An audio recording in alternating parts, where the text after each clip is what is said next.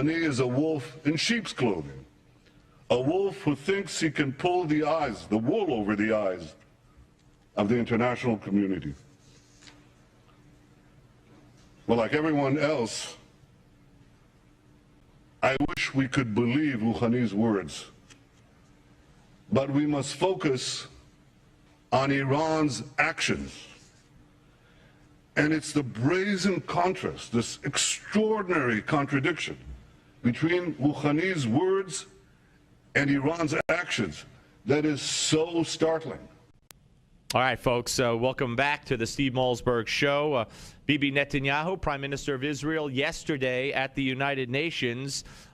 Prior to that, he listed a whole bunch of things that the president of Iran, under a different title, was either involved in or certainly knew about, including the slaughter at the Jewish Center in Buenos Aires and the Khobar Towers. Joining us now to talk about all this and much more is our friend, former ambassador to the United Nations, Ambassador John Bolton, Fox News contributor. Hello, sir. Good afternoon, Steve. How are you? Glad to be with you. Well, it's always our pleasure and honor, sir. Okay, so there he was at the United Nations, your old stomping grounds, telling it like it is, basically tearing apart Barack Obama's new buddy. Right. It's a very difficult task for Prime Minister Netanyahu. He's trying to warn the world that this charm offensive, as everybody calls it, from the new Iranian leader is a complete fraud. It's a propaganda effort. There's no distinction between Iranian moderates and hardliners when it comes to their nuclear weapons program. They're all agreed on that. The only distinction is that the moderates have a much better public relations sense, and they know that it's not helpful to their own cause to be demanding that Israel be thrown into the sea and having their picture taken walking among the centrifuges at Natanz. That's something that Ahmadinejad never understood.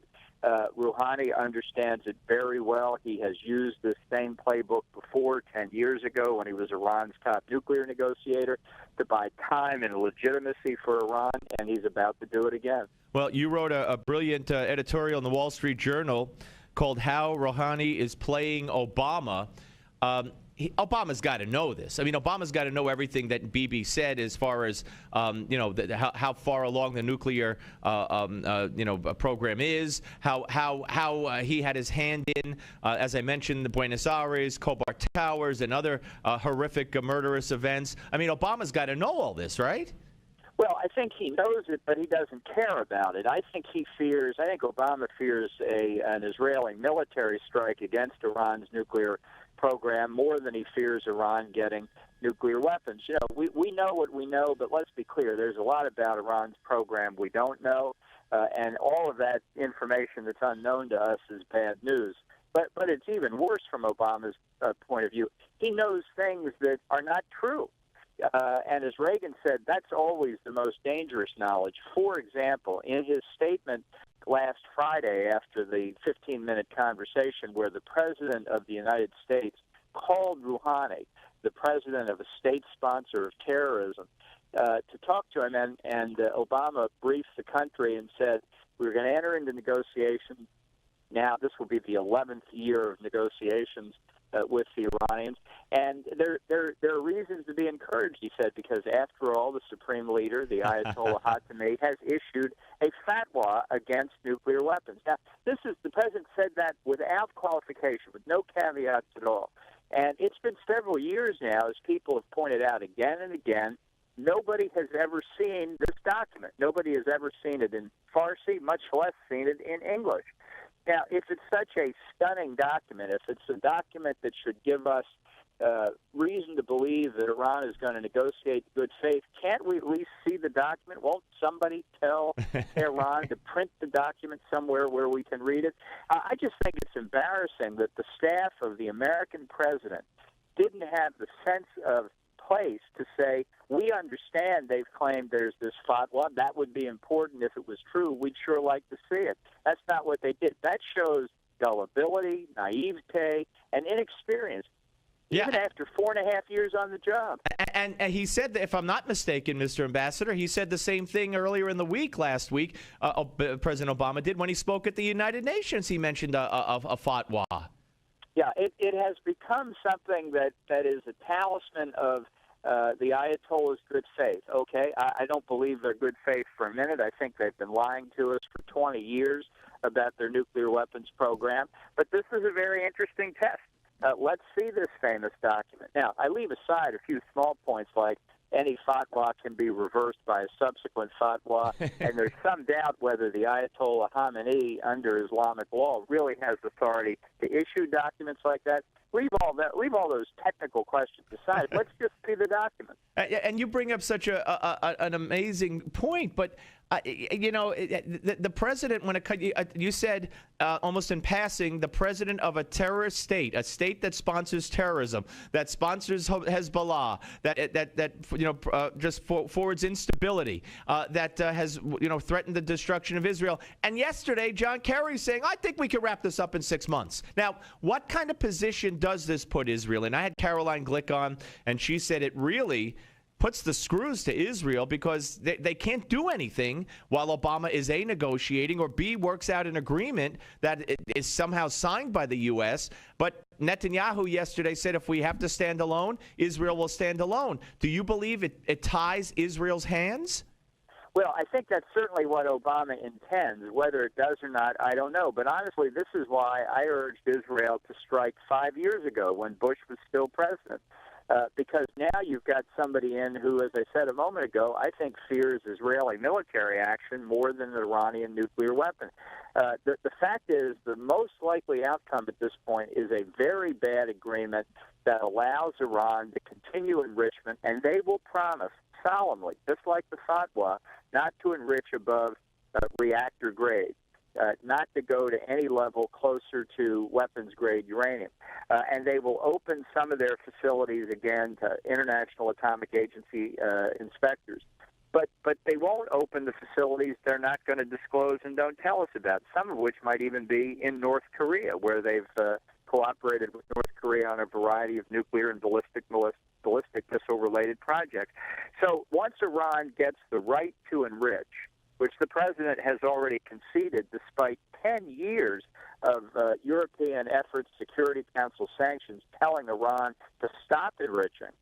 Once they have that capacity legitimized, then they can go to weaponization at a time and a place and a manner entirely of their choosing. We're talking to former U.S. Ambassador to the United Nations, John Bolton, here on the Steve Malzberg Show. Sir, you've talked about and you running for president, and so I want to ask you about what we're witnessing here in Washington tonight, or should I say in a couple of hours from now. The president will finally meet with congressional leaders in an effort to I don't know what, in an effort. He might just tell them I'm not negotiating, but he's finally going to meet with them.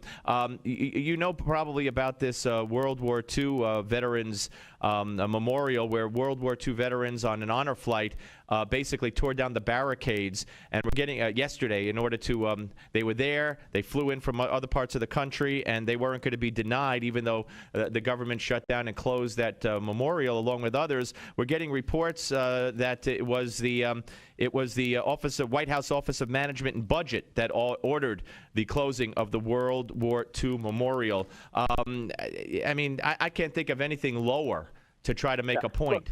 The administration is being entirely cynical about this. It's trying to make the effect of the limited shutdown as visible and seemingly as dire as they can.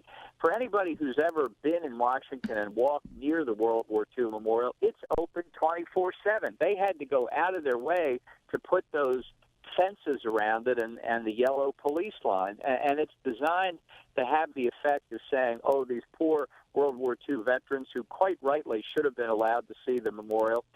If the Park Service had not put the barriers up, they just could have walked right up to it. Yeah. So I think this is an effort because the administration knows the media will be entirely sympathetic to their point of view to try and use this for political advantage. It's cynical. I think it's unfortunate we're in this.